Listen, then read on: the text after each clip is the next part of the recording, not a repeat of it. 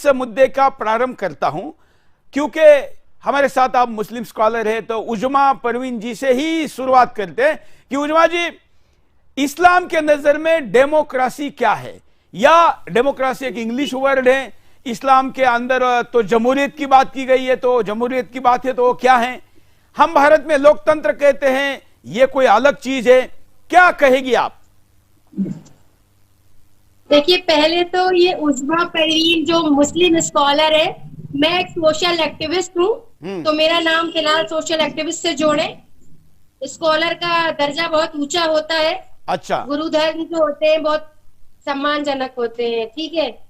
गुरु तो नहीं होते, गुरु एक अलग चीज है, लेकिन ठीक है, आप आपको स्कॉलर नहीं कहना चाहती, मुस्लिम एक्टिविस्ट कहना चाहती है आप, ऐसा? जी जी जी। तो आप सोशल एक्टिविस्ट नहीं है, मुस्लिम एक्टिविस्ट है, ठीक है भाई, वहां लिख देना। सोशल एक्टिविस्ट है, मुस्लिम एक्टिविस्ट आप बना रहे हैं। नहीं, आपने कहा मैडम, आप तो शुरू हो गई, आप शुरू ही हो गई। आपको और डिबेट पे बैठने वाला क्या खुलासा करेगा? आपकी बातों से ही जाहिर हो गया कि आप कितने बड़े हिंदू मुस्लिम के बीच खाई खोदने वाले पत्रकार दिख रहे हैं। मुझे ऐसे मतलब दिख रहे हैं कि लगता है कि आपने पहले से कितना ऐसी बिल्कुल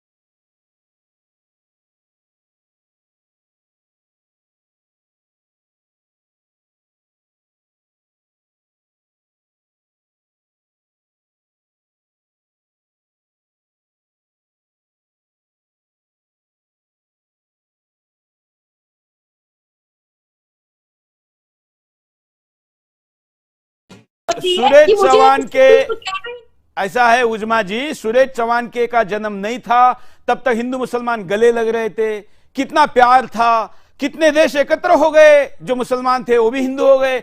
सुरेश चौहान के ने पत्रकारिता शुरू की तो बांग्लादेश बन गया, पाकिस्तान बन गया, कितना कितना क्या क्या हो गया, कश्मीर से हिंदू भगा दिए गए। तो इसका दोष मैं ले लेता हूं। शायद साहिल जी कुछ कहना चाह रहे हैं इस बात के समर्थन में। हाँ, मैं उज़मा जी से पूछना चाहता हूं कि क्या वो जो आप पे इल्जाम लगा रही हैं, मैं इनसे पहले ये पूछना चाहता हूं, क्या वो एक मुसलमान और गैर मुसलमान को एक समझती है? उनका रुतबा, उनका स्टेटस, उनका ओहदा?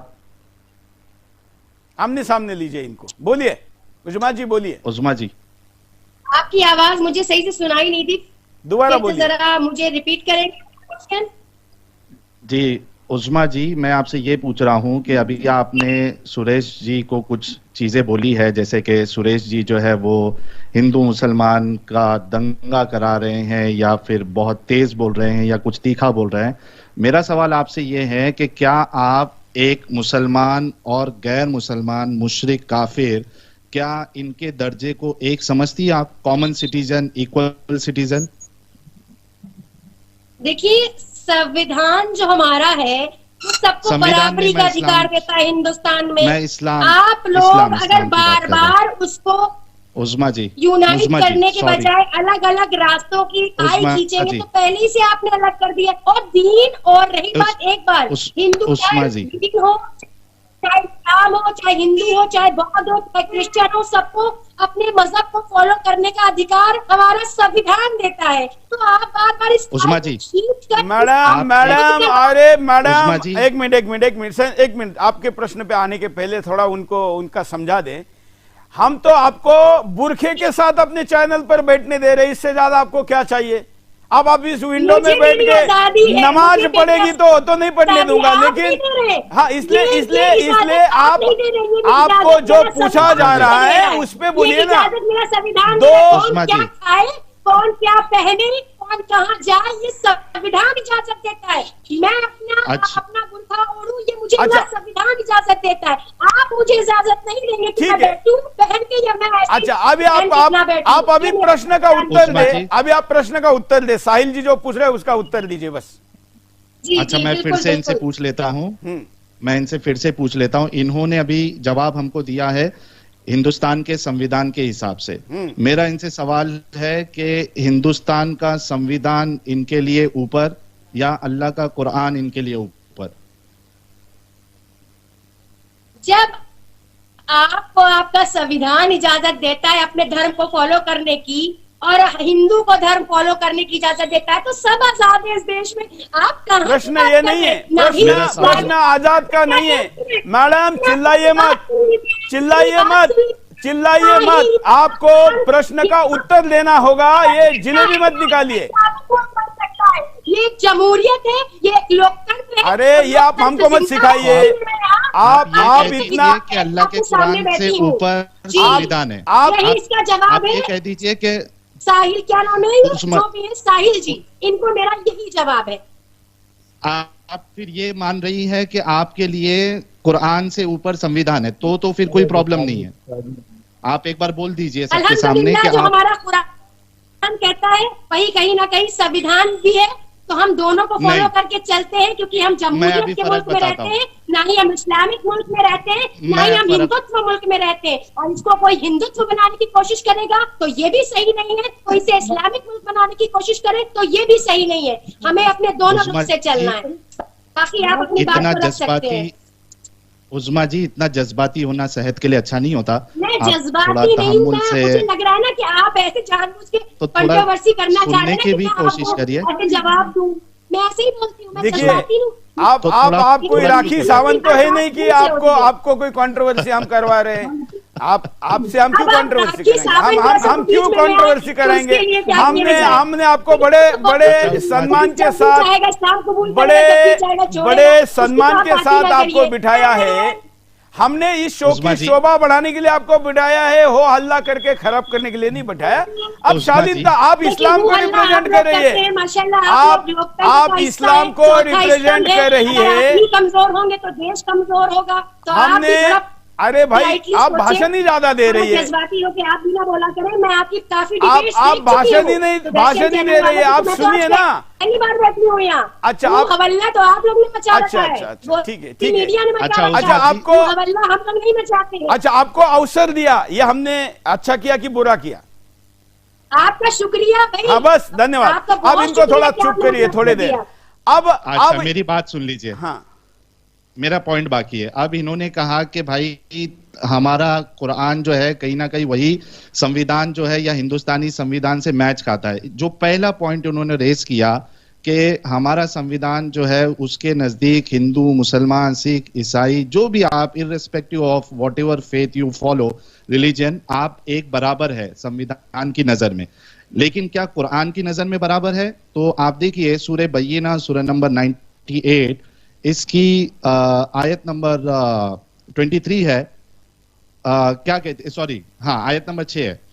क्या कहती है? इन्नल्लज़ीना कफ़रू मिन अहलिल किताबि वल मुश्रिकीना फी नारि जहन्नम खालिदीना फीहा उलाइका हुम शर्रुल बरिया।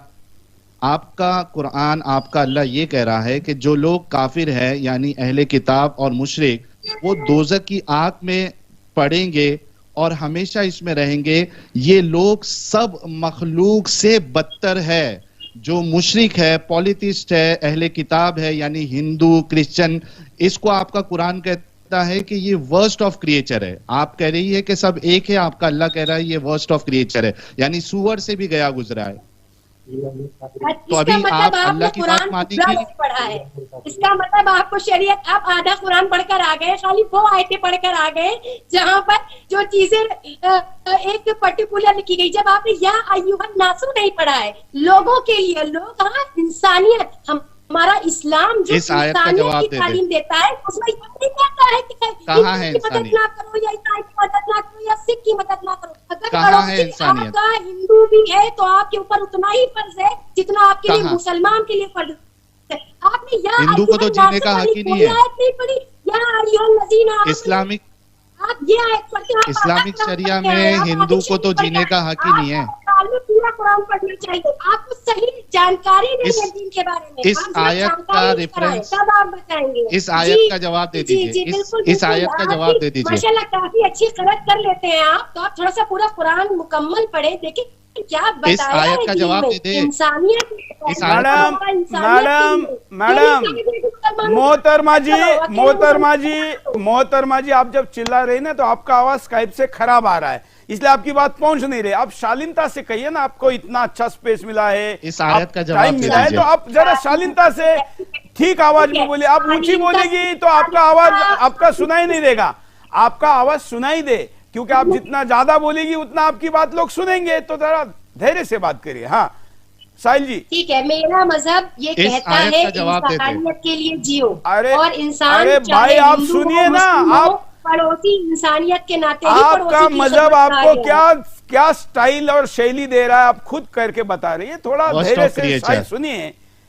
या एक शास्त्रार्थ हो रहा है टीवी चैनल पर, क्यों आप अपने संस्कारों को दिखा रही है? थोड़ा शांति से बैठिए ना, सुनिए। अच्छा, जब आप बैठ के सुदर्शन पे बंद करिए। अभी हमारे पास अन्य गेस्ट भी है, उनके पास चलते हैं, क्योंकि हम सभी को अवसर देना चाहते हैं। आप केवल अपना समय, दूसरे का समय नहीं खा सकते। मैं आपके पास पुनः आऊंगा, मेरे साथ दूसरे दो विद्वान हैं, उनके पास जाऊंगा। उसमें शफकत भारती। शफाकत जी, मुझे थोड़ा नाम लेने में दिक्कत हो रही है, लेकिन कोई बात नहीं। आप एक्स मुस्लिम है। जो साहिल जी ने प्रश्न किया, जो उत्तर इन्होंने दिया, ये तो प्रश्न हमारा मुख्य मुद्दा है कि इस्लाम में लोकतंत्र का क्या स्थान है। भारत में मुसलमान रहे बढ़ेंगे तो हिंदुस्तान होगा क्या? इसमें ये बताना चाहूंगा कि मुझे गर्व है कि मैं एक भारतीय मुसलमान, मुझे गर्व है कि मैं एक भारतीय मुसलमान हूँ। और जहां तक साहिल भाई की बात का जवाब है, तो मैं उन्हें ये कहना चाहूंगा कि साहिल भाई ने या तो जो कुरान है उसको सही से नहीं पढ़ा है, और पढ़ा है तो मेरे ख्याल से अपने तरीके से पढ़ा है। अच्छा, अब आप मुस्लिम स्कॉलर, एक मिनट, मेरे से गलती हो गई। मैंने इनको एक्स मुस्लिम कहा क्योंकि इनके नाम में भारती था, तो मुझे लगा कि भारती लगा है तो शायद ये एक्स मुस्लिम हो गए, लेकिन ये मुस्लिम स्कॉलर है। कोई बात नहीं, आपका स्वागत है। अब हमारे पास बैलेंस है, दो एक्स मुस्लिम और संदीपन जी है, और इधर में शफाकत जी और उधर मोहतरमा जी है। हाँ, अब अभी कंटिन्यू करिए शफाकत जी। हाँ जी सर, मैं कहना चाह रहा हूँ, आपका जो टॉपिक है जमहूरियत और जमहूरियत का लोकतंत्र और शरीयत। देखिए, जो इस्लामिक देश है, शरीयत का अपना कानून है, वो शरीयत के एतबार से अपने सारे काम करते हैं। और हम एक हिंदुस्तान जो कि एक संवैधानिक मुल्क है, हम संविधान के दायरे में रहकर अपने काम करते हैं। यहाँ भारतीय मुसलमान कानून का अनुपालन करते हुए अपने कार्य करते हैं। हमें संविधान ने ये इजाजत दी है कि हम अपने सभी त्योहार, सभी अपनी जो हमारी मजहबी क्रियाएं हैं, हम उनको पूरा कर सके। ये हमारा अधिकार हमें संविधान ने दिया है। और भारतीय मुसलमान भारत के संविधान में पूरा मान सम्मान। शफाकत जी, भारत के संविधान ने आपको क्या दिया, ये प्रश्न नहीं है जो साहिल जी ने पूछा। साहिल जी जरा इनको वही प्रश्न पूछे, शायद ये थोड़ा जवाब दे पाए। साहिल जी।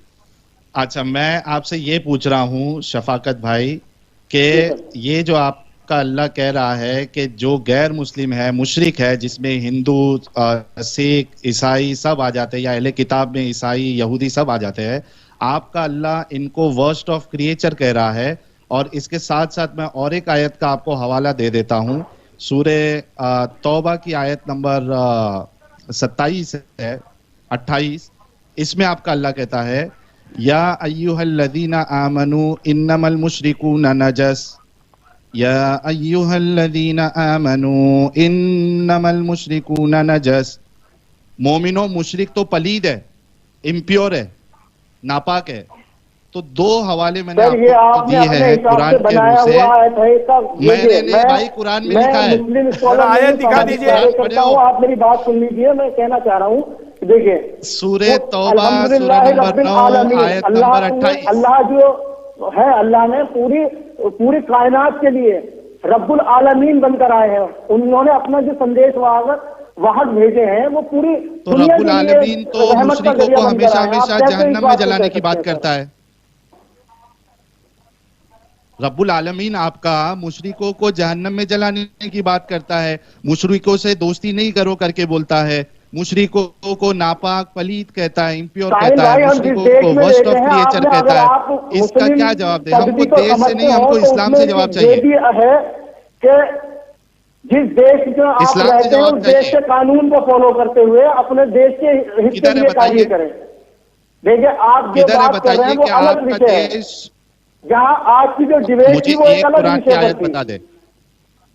मुझे एक कुरान की आयत बता दे जहां पे आपको ये कहा गया हो कि आप जिस देश में है उसमें अगरचे मुस्लिम स्कॉलर नहीं हूं सर, मैंने पहले इस्लाम के खिलाफ है, आप देश के कानून को फॉलो करेंगे। आज मुझे मौका दिया गया तो मैं बात कर रहा हूँ, लेकिन जहां तक सवाल मुसलमान का है, मुसलमान की जो तस्वीर बनाई गई है वो तस्वीर उसके विपरीत है।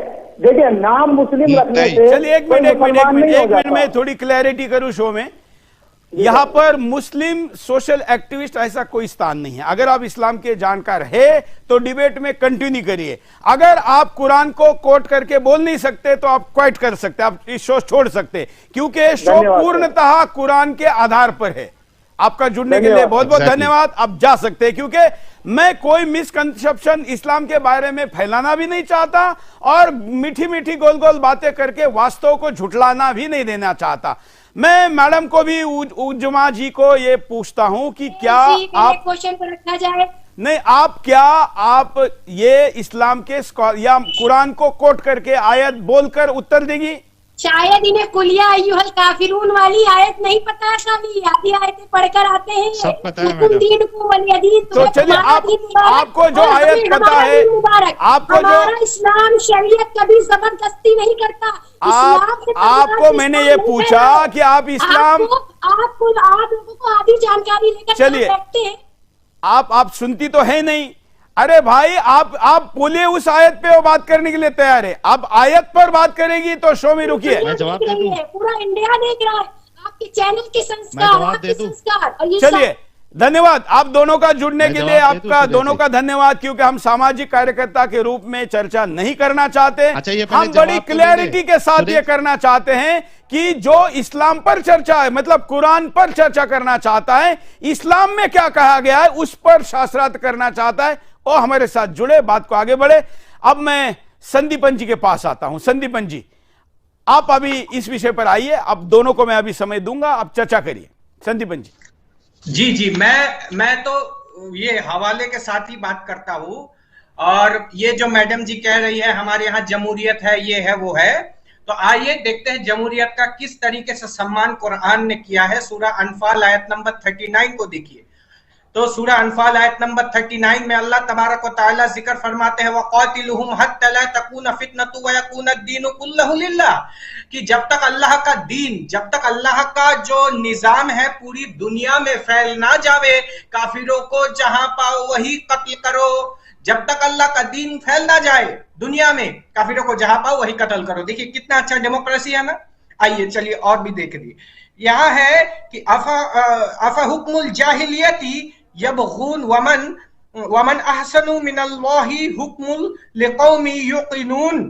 अब क्या वे अज्ञान का फैसला चाहते हैं कि क्या वो इस्लाम, वो अज्ञान कहते यानी काफिरों को अज्ञानी कहते, कि क्या मुसलमानों को ये पूछा जा रहा है कि क्या तुम अज्ञानियों का फैसला चाहते हो जिनमें कोई ज्ञान नहीं है? तो विश्वास करने वाले लोगों के लिए अच्छा फैसला करने वाला कौन हो सकता है? यहां बताया गया है कि विश्वास करने वालों के लिए अल्लाह ही सबसे अच्छा फैसला करने वाला है। तो इससे ये साबित करना चाहते हैं, इस आयत से ये इस्तदलाल करते हैं, इस आयत से ये लोग ये मसला निकालते हैं कि जो फैसला होगा, जो निजाम होगा दुनिया का, वो अल्लाह का ही निजाम होगा। और देखिए कि सही बुखारी 71426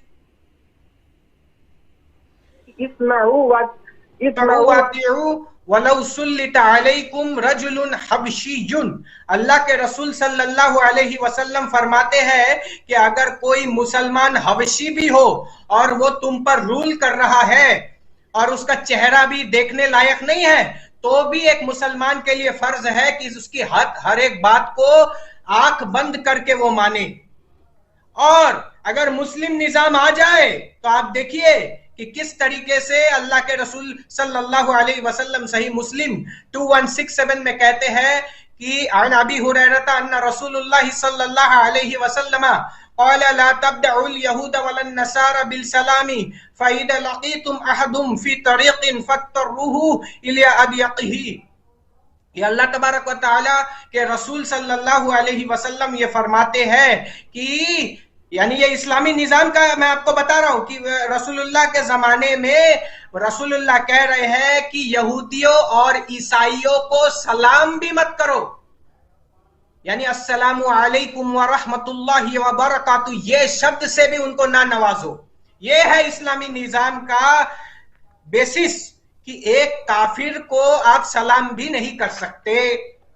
अब देखिए सूरह तौबा आयत नंबर 123, या अय्युहल्लज़ीना आमनू क़ातिलुल लज़ीना यलूनकुम मिनल कुफ़्फ़ारि वल यजिदू फ़ीकुम ग़िल्ज़ा वअलमू अन्नल्लाहा मअल मुत्तक़ीन। ऐ ईमान लाने वालों, इनकार करने वाले से लड़ो जो तुम्हारे आसपास रहने वाले, अपने पड़ोसी काफिरों से लड़ो ताकि वो तुम में सख्ती पाए, और अल्लाह डर रखने वालों के साथ है। तो ऐसे ही अपने आसपास के काफिरों के साथ लड़ने की बात कही गई है, और इस्लामी निजाम को स्थापित करने के लिए कहा गया है कि जब तक फितना बाकी ना हो काफिरों को जहां पाओ वही कत्ल करो। और सूरह तौबा आयत नंबर 29 को माननीय साहिल साहब ने अभी बताया कि क़ातिलुल लज़ीना ला युमिनूना बिल्लाहि वला बिल यौमिल आखिर, कि कत्ल करो, उनके साथ जंग करो जो अल्लाह और अल्लाह के रसूल के निजाम को नहीं मानते। तो चलिए मैं आपके पास पुनः आता हूं, मैं साहिल जी के पास चलता हूं। साहिल जी, क्या आप लोगों ने इस्लाम छोड़ने का कारण यही था कि शास्त्रार्थ करने के बजाय हो अल्लाह कह रहे हैं, बातचीत करने के लिए तैयार नहीं है? मुझे लगता है यही रहा होगा। बिल्कुल, असल में जब मैं पहले इस्लाम की तबलीग भी करता था, मैं जाकिर नायक का बहुत बड़ा फैन था, फॉलोअर था, तो काफी मैंने डिबेट्स भी की है गैर मुसलमानों के साथ, और मुझे ये लगता था कि इस्लाम ही सबसे सच्चा दीन है और सारी इंसानियत को अगर फला पाना है, कामयाब होना है, तो उन्हें इस्लाम कबूल करना पड़ेगा। तो मैं जिंदगी का काफी हिस्सा जो है लोगों को इस्लाम की दावत देने में मैंने लगाया हूं। लेकिन जब इसके बारे में और थोड़ी गहराई से एक ओवरऑल पर्सपेक्टिव से जब मैंने जानने की कोशिश की इस्लाम में, तो मेरे सामने एक सवाल आया कि या तो मैं इंसान रह सकता हूं या तो मुसलमान रह सकता हूं। यह सवाल मेरे सामने आया कि मुझे इंसान बनना है या मुसलमान, क्योंकि मुसलमान इंसान या इंसानियत उसके अंदर नहीं हो सकती, उसको एक चीज चूज करना पड़ेगा, मुसलमानियत या इंसानियत। तो मेरे नजदीक इंसानियत ज्यादा ऊपर थी, इस वजह से मैंने फिर इस्लाम को छोड़ दिया, क्योंकि एक मुसलमान कभी इंसानियत पे अमल नहीं कर सकता। अच्छा, ये जो मोहतरमा बैठी थी, इन्होंने एक आयत का हवाला दिया, चूंकि आपके चैनल पे वो आयत आ गई है, रिकॉर्ड हो गई है, तो लोगों को, खास करके जो हमारे मुसलमान भाई है, मैं उनसे अभी भी मोहब्बत करता हूं क्योंकि मेरे लिए वो अजीज है।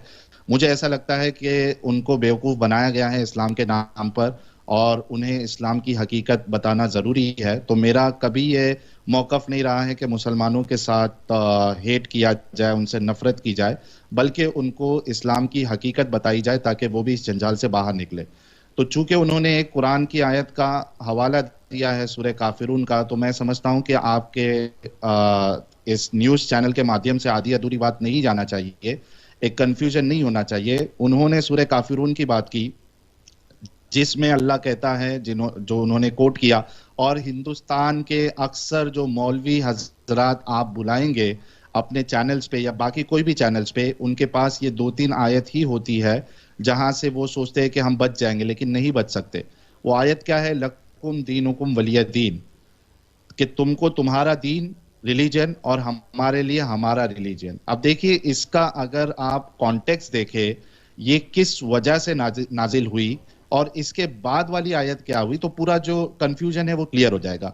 ये उस वक्त ये आयत नाजिल हो रही है जब रसूलुल्लाह मक्का में थे और रसूलुल्लाह के पास पावर नहीं था, बहुत कम लोग मुसलमान हुए थे। कुरैश जो है वो कुरैश के जो देवी देवता हैं, रसूलुल्लाह को बुरा भला कहते थे, गालियां देते थे, और तो वो मना भी करते थे कि भाई आपको जो रिलीजन फॉलो करना है वो करो, लेकिन हमारे माबूदों को, हमारे देवी देवताओं को बख्श दो, इनको बुरा भला, इनको गालियां मत दो। तो ये उनकी मांग थी, ये उनकी रिक्वेस्ट थी, लेकिन रसूलुल्लाह नहीं माने। तो बिल आखिर जब मक्का में रसूलुल्लाह थे और वहां पे मुसलमानों की तादाद बहुत कम थी और पावर नहीं था रसूलुल्लाह के पास, तब मुशरिकीन मक्का रसूलुल्लाह के पास एक पेशकश लाते हैं कि आप एक काम करिए, कुछ वक्त के लिए या कुछ महीनों के लिए हम आपके अल्लाह की इबादत करेंगे, आपके दीन की इबादत करेंगे, और कुछ महीनों के लिए या कुछ दिन या साल, जो भी मेंशन है तारीखी रिवायतों में, तो आप हमारे माबूदों की इबादत करें। जब ये पेशकश की तब ये पूरी आयत, ये सूरा नाजिल हुआ, जिसमें काफिरों को एड्रेस करके ये कहा गया है, कुल या अय्युहल काफिरून, रसूलुल्लाह आप कह दीजिए इन काफिरों से, ला आबुदु मा ताबुदून, मैं उस चीज की इबादत नहीं करता जिसकी तुम इबादत करते हो, फिर तुम उस चीज की इबादत नहीं करोगे जिसकी मैं इबादत करता हूं। तो ये कहते हुए लास्ट में अल्लाह के रसूल ने कहा कि मेरे लिए मेरा रिलीजन, तुम्हारे लिए तुम्हारा रिलीजन। यहाँ पे ताकत नहीं थी,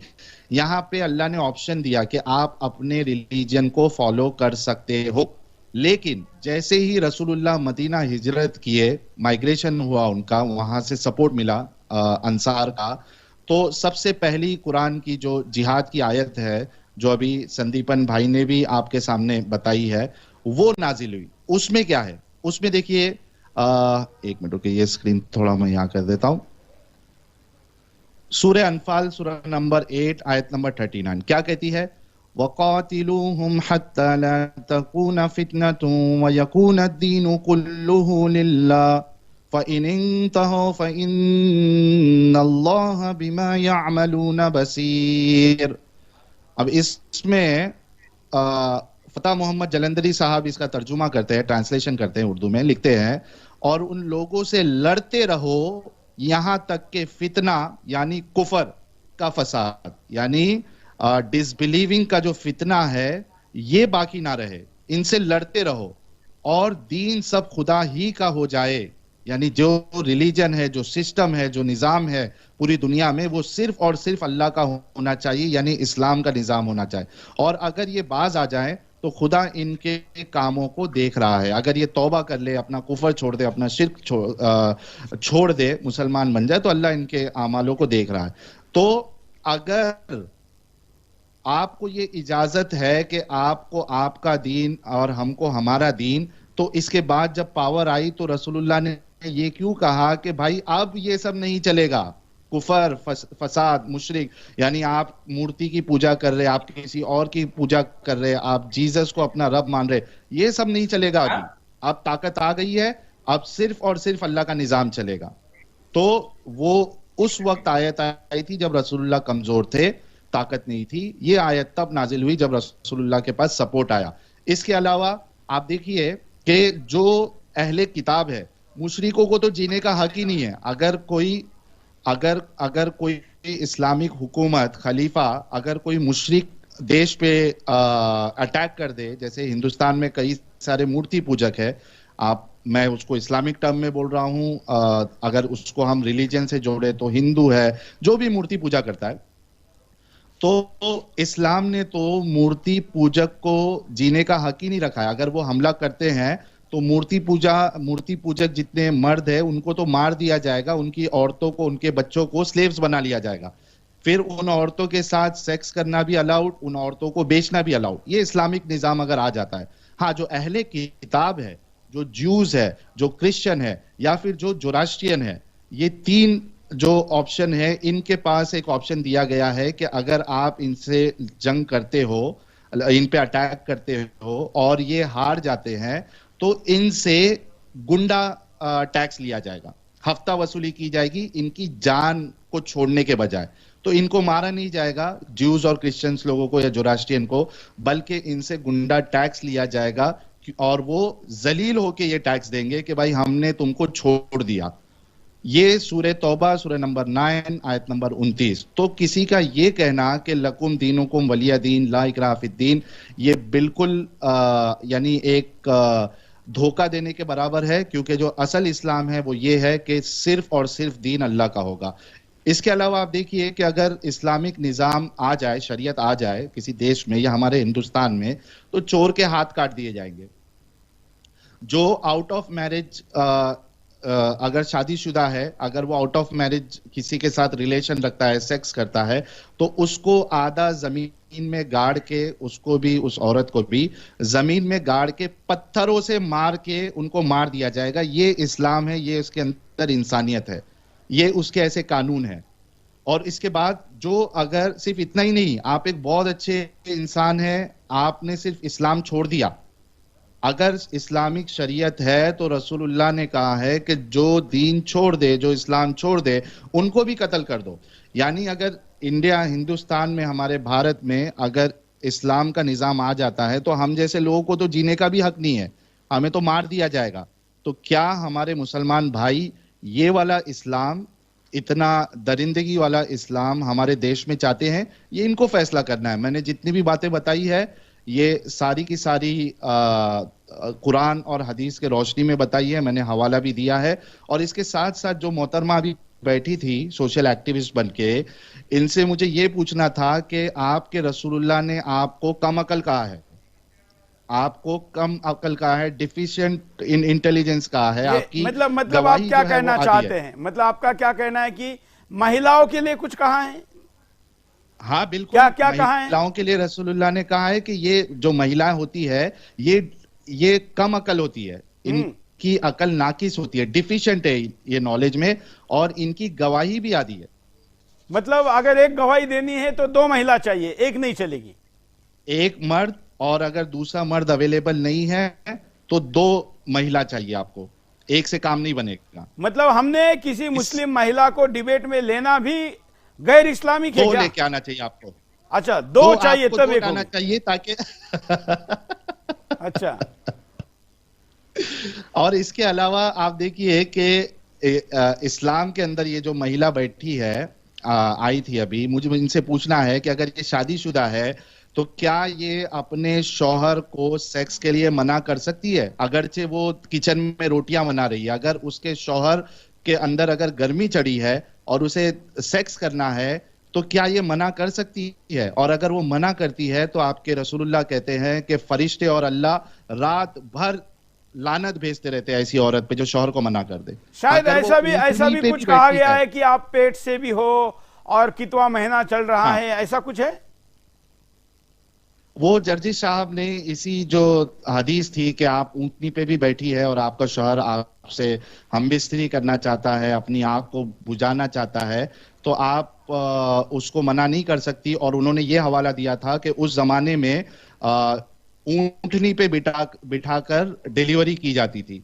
तो इससे उन्होंने रिलेट किया था कि अगर आप डिलीवरी वाले स्टेज में भी है, यानी आपका बच्चा अभी डिलीवर आप करने वाली है, लेकिन आपका शौहर बहुत जंगली है, उसको भूख लगी है, तो आप मना नहीं कर सकती। तो ये तो करोड़ों लोगों ने वो बयान सुना है मौलाना जर्जिस साहब का, वो जो अभी जेल में बंद है। वो जेल में है वही जर्जिस ना? जी जी हाँ।